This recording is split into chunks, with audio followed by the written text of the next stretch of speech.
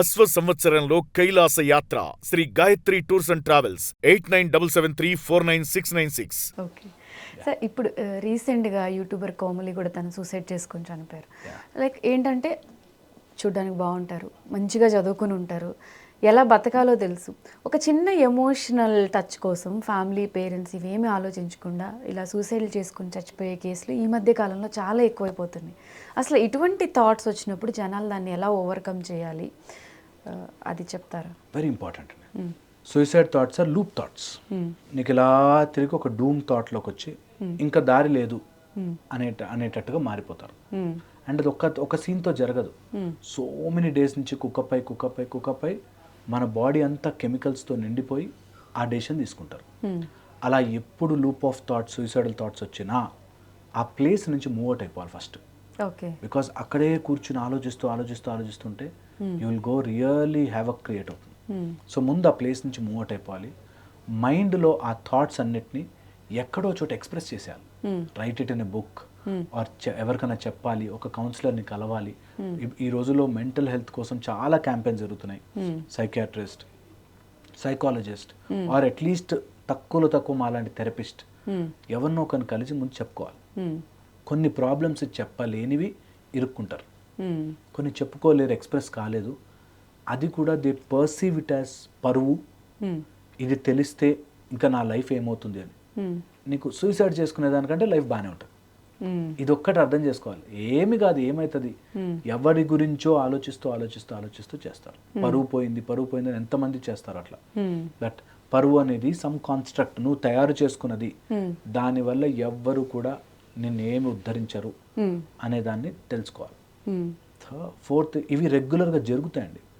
That ఒకసారి సడన్గా రాదు, సో మెనీ డేస్ నుంచి వస్తుంది ఆ థాట్. అలా వచ్చినప్పుడు వెంటనే గుర్తించి డాక్టర్ని కలవండి.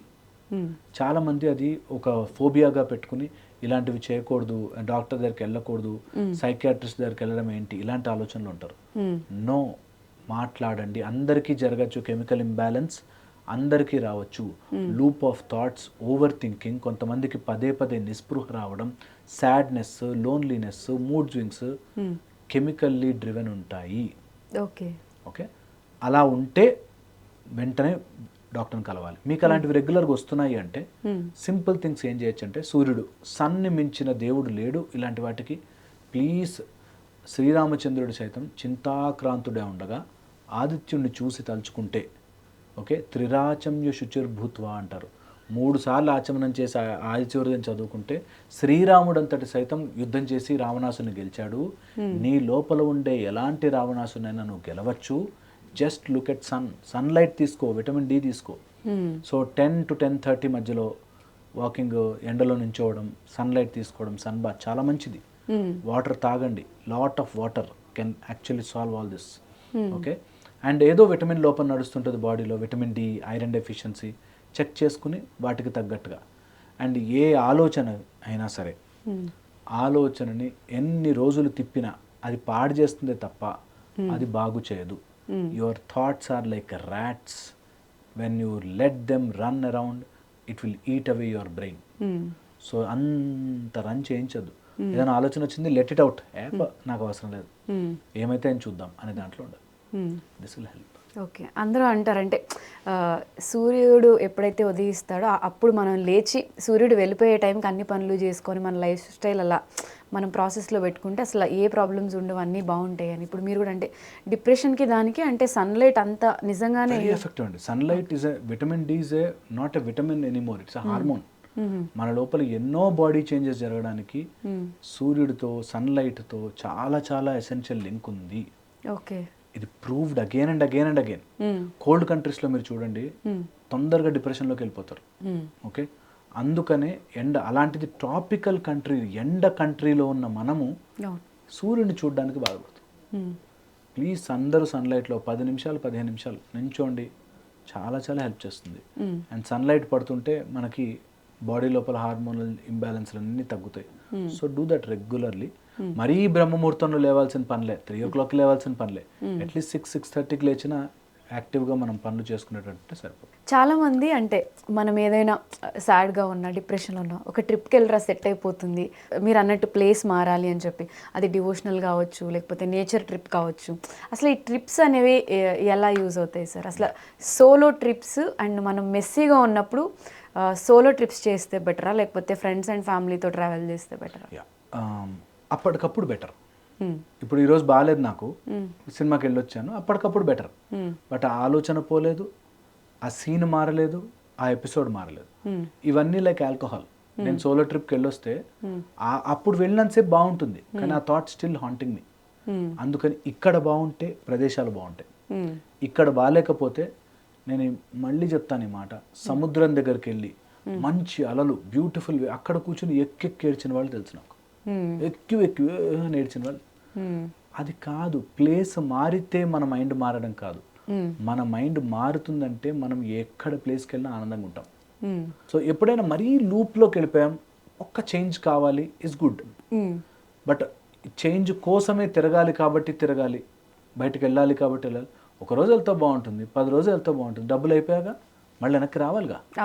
మనసు బాగాలేదు కాబట్టి వెళ్ళకండి, మనసు ఎంజాయ్ చేస్తుంది, వెళ్ళరండి, బాగుంటుంది అంతే. మీరు దీన్ని తప్పించుకోవడానికి ఎక్కడ పోయినా ఇది మీతో పాటు వస్తుంది, so you will suffer.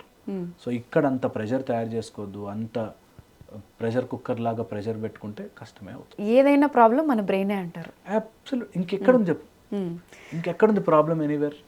It is always in our thoughts. ఈ ప్రపంచం it exists in our mind, doesn't exist anywhere else, it is in our mind. నీ మైండ్ని మార్చుకుంటే అన్నీ మార్చుకోవచ్చు. సో ఇప్పుడున్న యంగర్ జనరేషన్ కోసం చిన్న ఏజ్ నిద్రపోకపోవడం, ఈ ప్రాబ్లమ్స్ అవన్నీ ఉంటాయి.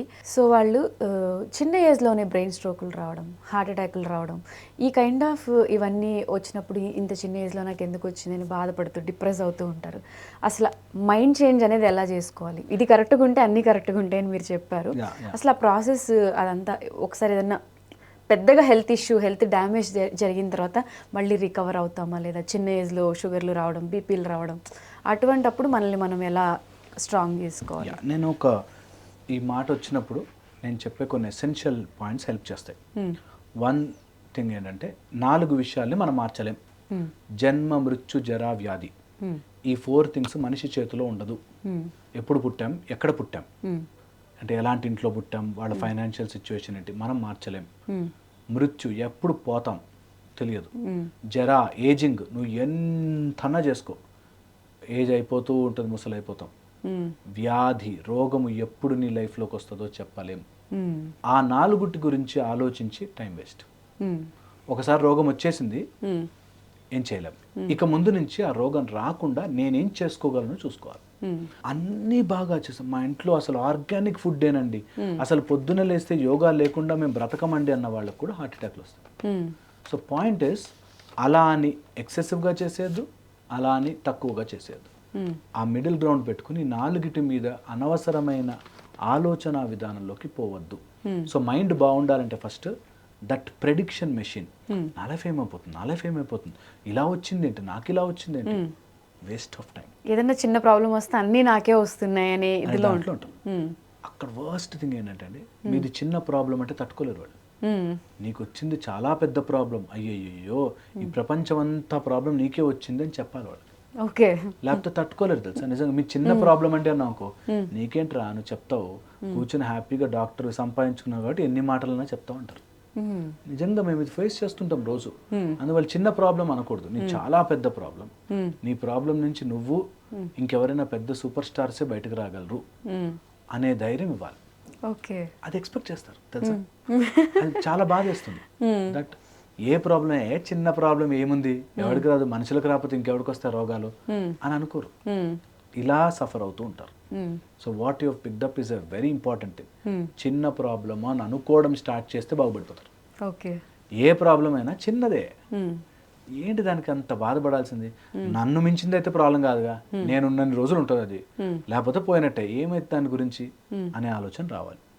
చిన్న ప్రాబ్లం చెయ్యరు ఎప్పుడు కూడా, ప్రాబ్లం కంటే మనం పెద్ద అనేది తెలుసుకోవాలి. సెకండ్ మేజర్ ఇంపార్టెంట్ పాయింట్ చెప్తాను, ఎవరైనా ఇట్లా సఫర్ అవుతున్న వాళ్ళు, చిన్న హెల్త్ ప్రాబ్లమ్స్ అలా వస్తే దాన్ని ఎగ్జాగ్జరేట్ చేస్తున్న వాళ్ళు మన మైండ్ నుంచే జనరేట్ చేస్తున్నాము అని తెలుసుకోవాలి. బికాస్ డిసీజ్ డ్యూయల్ నేచర్లో ఉంటుంది.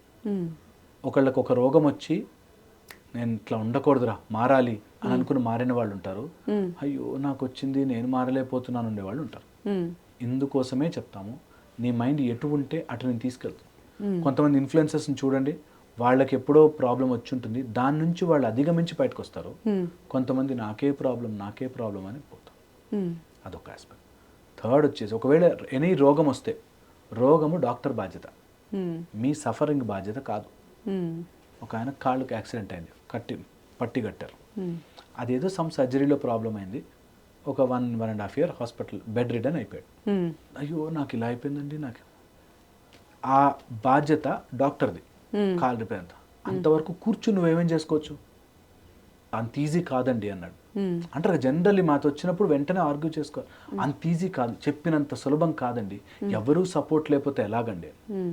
ఎవ్వరూ సపోర్ట్ ఉండరు ఆ టైంలో. నువ్వు నిన్ను మోసుకుని ఎందుకు తిరుగుతారు, అన్నీ రావాలి. మనం ఎంత గట్టి పడాలంటే, అవును కదా నా కాలు ప్రాబ్లం అయితే వాళ్ళు ఎందుకు సఫర్ అవ్వాలి, కరెక్ట్ కదా, నేను చూసుకుంటా, మ్యాక్సిమం వాళ్ళకి డిస్టర్బ్ కాకుండా చూసుకుంటా. కొన్ని చేయాల్సిన వస్తే వాళ్ళు తిట్టుకున్నా చేస్తారు, but once I come out I will help all of them అనే దాంట్లోకి వెళ్ళారు, సఫర్ అవుతారు. అందుకంటే నొప్పి, శరీరానికి వచ్చిన బాధ, శరీరముది డాక్టర్ బాధ్యత, మనసుది మాత్రం నీదే బాధ్యత. నువ్వు మనసులో బాధపడి వై డోంట్ డూ దట్. ఆ సఫరింగ్ వల్ల నీకు ఇది మానదు సరిగదా, ఇంట్లో వాళ్ళందరినీ బాధపడతావు సరిగదా, నిన్ను కూడా బాధపడు, మనం బాధపడతాం. ఈ మాట అందరి చెవులకి చేరాలి, అందరి చెవులకి రీచ్ అవ్వాలి. దట్ రోగము శరీరానిది, మనసు నాది, నేను మనస్సులో రోగము తెచ్చుకోని అవసరం లేదు. ఈ మాట ఎక్కక ఒక హస్బెండ్ వదిలేశాడు అని చెప్పి ఒక ఆవిడ ఆలోచించి క్యాన్సర్ తెచ్చుకో. నువ్వు అంత సఫర్ అవ్వడం ఎందుకు, దానివల్ల శరీరంలో క్యాన్సర్, ఇప్పుడు క్యాన్సర్ ఉంది కాబట్టి అతను ఇలా చేశాడు కాబట్టి ఇలా అయిపోయానండి అని అన్ని రకాలుగా నిరుక్కుపోతారు. సో అంత లూప్లోకి వెళ్ళకండి. రోగము శరీరానిది, మనస్సుని ఇబ్బంది పెట్టద్దు, మీ మనసులో బాధపడి ఇతరులను అందరినీ ఇబ్బంది పెట్టద్దు. అప్పుడు తొందరగా మానుతుంది రోగం. Because body knows how to heal, you don't interfere. చేయి కట్టయింది, అది మానుతుంది, దానికి తెలుసు ఎలా మాన్చుకోవాలి. ఓకే, మనం ఆలోచించి ఇలా కట్టాలా, ఇలా చేయాలా అని మనమే ఫీల్ అయిపోతుంటాం.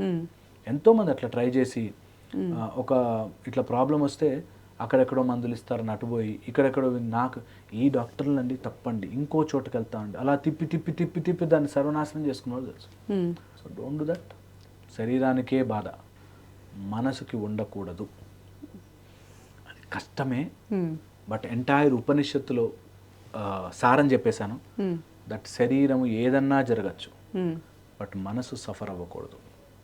మనసుని పక్కన పెట్టి ఆత్మచింతనలోకి వెళ్ళాలి. Hope this will help. బాగా చెప్పారు సార్. బేసిక్గా అందరికీ ఉపయోగపడేవన్నీ చాలా చక్కగా చెప్పారు. ఫైనల్గా ఇప్పుడున్న యంగర్ జనరేషన్కి ఏదైనా చెప్పాలి అనుకుంటే ఇంటర్వ్యూ నుంచి. Yeah, very very important.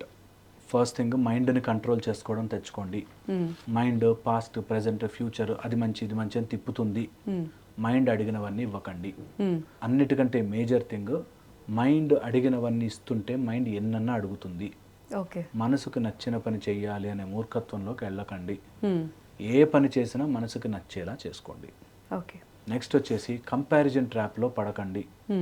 వాళ్ళతో పోల్చుకుని వాళ్ళ లైఫ్ బాగుంది, వీళ్ళ లైఫ్ బాగుంది, వాళ్ళు చూసావా, వద్దు, సఫర్ అవుతారు. థర్డ్, ఏ ముచ్చట ఏ వయసులో జరగాలో జరగాలి. పెళ్ళాపుకుని చూద్దామని 37, 38, 30, 40 years అయిపోయాక 40 yearsకి నువ్వు పెళ్లి చేసుకోవాలనుకుంటే 45 వాడు వస్తారు, 45 ఆమె వస్తుంది. అప్పటికి ఎన్ని జరిగిపోయి ఉంటాయో, వాళ్ళ మైండ్ ఎంత కాంక్రీట్గా ఉంటుందో. సో ఏ వయసులో ఆ ముచ్చట జరిగిపోతూ ఉండాలి, అన్నిటినీ కలుపుకుంటూ వెళ్ళిపోవాలి. అది హెల్ప్ చేస్తుంది, లేకపోతే సఫర్ అవుతారు. Thank you so much. And మాలో ఉన్న చాలామంది డౌట్స్కి క్లియర్గా చెప్పారు. అండ్ మీ మాటలు చాలా బాగుంటాయి, మోటివేట్ చేస్తాయి, మనుషుల్ని మారుస్తాయి. హెల్ప్ అయితే కాబట్టి నేను మీలో ఎవరికైనా సార్తో ఏదైనా అడిగి తెలుసుకోవాలి, మీరు దేని గురించి అయినా సఫర్ అయితే మాత్రం ఈ ఇంటర్వ్యూ కింద కమెంట్ సెక్షన్లో కమెంట్ చేయండి.